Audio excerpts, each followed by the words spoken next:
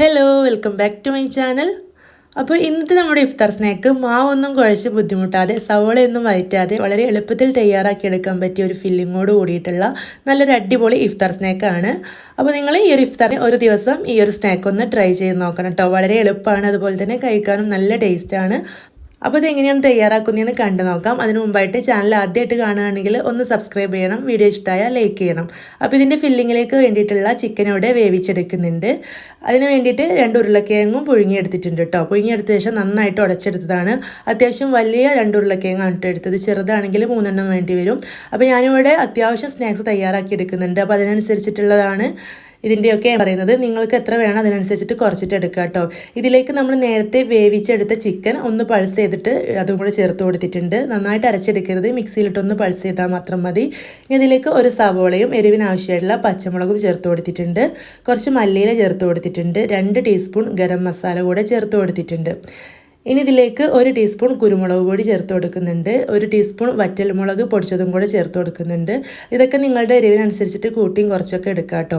ഇനി ആവശ്യത്തിന് ഉപ്പ് ചേർത്ത് കൊടുക്കുക. അപ്പോൾ ചിക്കനും കിഴങ്ങൊക്കെ വേവിച്ചെടുത്ത സമയത്ത് ഉപ്പ് ചേർത്ത് കൊടുത്തിട്ടുണ്ട്. അപ്പോൾ അതിനനുസരിച്ചിട്ട് ഉപ്പ് ചേർത്ത് കൊടുത്താൽ മതിയാവും. ഇതിലേക്ക് 2 ടേബിൾ സ്പൂൺ കെച്ചപ്പും കൂടെ ചേർത്ത് കൊടുത്തിട്ട് നല്ലപോലെ ഒന്ന് മിക്സ് ചെയ്തെടുക്കുക. അപ്പോൾ ആദ്യം ഇതുപോലെ സ്പൂൺ വെച്ചിട്ട് നന്നായിട്ടൊന്ന് മിക്സ് ചെയ്തെടുത്തിട്ടുണ്ട്. അതിനുശേഷം കൈ വെച്ചിട്ട് തന്നെ നല്ലപോലെ മിക്സ് ചെയ്തെടുക്കണം കേട്ടോ. നന്നായിട്ട് മിക്സ് ചെയ്തിട്ട് എടുത്തിട്ടുണ്ട്. ഇതിലേക്ക് 1/2 ടീസ്പൂൺ മഞ്ഞൾപ്പൊടി കൂടെ ചേർത്തിട്ട് വീണ്ടും നല്ലപോലെ ഒന്ന് മിക്സ് ചെയ്തെടുത്തിട്ടുണ്ട്. അപ്പോൾ നമ്മുടെ ഫില്ലിംഗ് ഇവിടെ റെഡി ആയിട്ടുണ്ട്.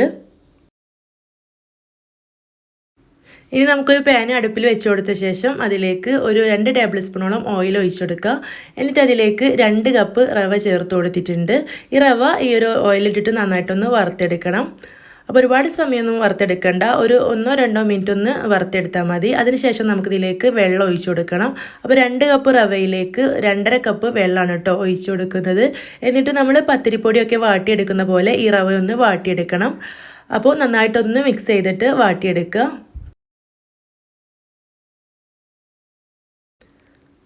അപ്പോൾ നമ്മുടെ റവ ഇവിടെ നന്നായിട്ട് തന്നെ വാട്ടിയെടുത്തിട്ടുണ്ട്. ഒരു 3-4 മിനിറ്റ് ഒന്ന് വാട്ടിയെടുത്താൽ മതി. എന്നിട്ട് അടുപ്പിൽ നിന്ന് വാങ്ങി വെക്കാം. ചൂടാറുമ്പോൾ നല്ല ടൈറ്റായിട്ട് വരും കേട്ടോ. അപ്പോൾ ഇതുപോലെ ചെറിയൊരു ചൂടൊന്ന് ആറി വന്നിട്ടുണ്ട്. നമുക്ക് കൈകൊണ്ട് തൊടാൻ പാവുന്ന ചൂടാവുന്ന സമയത്ത് നമുക്കിത് കുഴച്ചെടുക്കാം.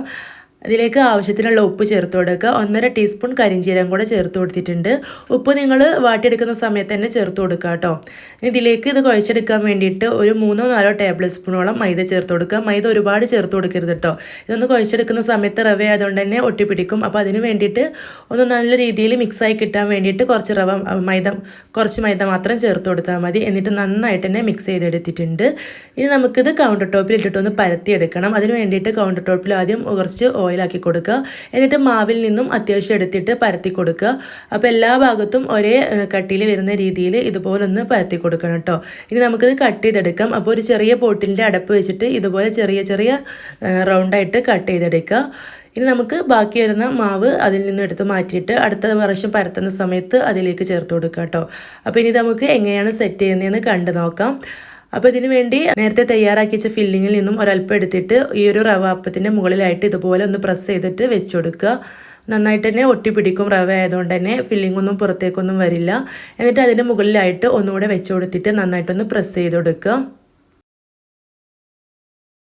അപ്പോൾ ഒരെണ്ണം ഇവിടെ സെറ്റ് ചെയ്തെടുത്തിട്ടുണ്ട്. ഇതുപോലെ തന്നെ ബാക്കിയുള്ളതെല്ലാം റെഡിയാക്കി എടുക്കാം.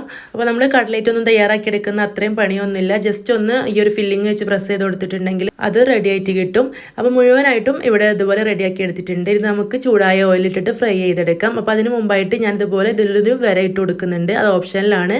ഫ്രൈ ചെയ്ത് കഴിഞ്ഞിട്ട് ഉണ്ടാകുമ്പോൾ കാണാനൊരു ഭംഗിക്ക് വേണ്ടി മാത്രമാണ് കേട്ടോ. 2 സൈഡിലും ഇതുപോലെ ഒന്ന് വര ഇട്ട് കൊടുത്തിട്ടാണ് എണ്ണയിലേക്ക് ഇട്ട് കൊടുത്തിട്ടുള്ളത്.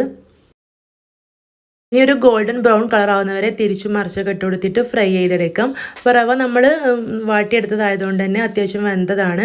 ഒന്ന് മൊരിച്ചെടുക്കാനുള്ള സമയം മാത്രം മതി. അപ്പോൾ കുറച്ച് സമയം തിരിച്ചും മറിച്ചൊക്കെ ഇട്ടിട്ട് ഇതുപോലെ ഗോൾഡൻ കളർ ആയപ്പോൾ നമ്മളിത് എണ്ണയിൽ നിന്ന് കോരി മാറ്റിയിട്ടുണ്ട്. ബാക്കിയുള്ളതെല്ലാം ഇതുപോലെ തന്നെ ഫ്രൈ ചെയ്തെടുക്കാം.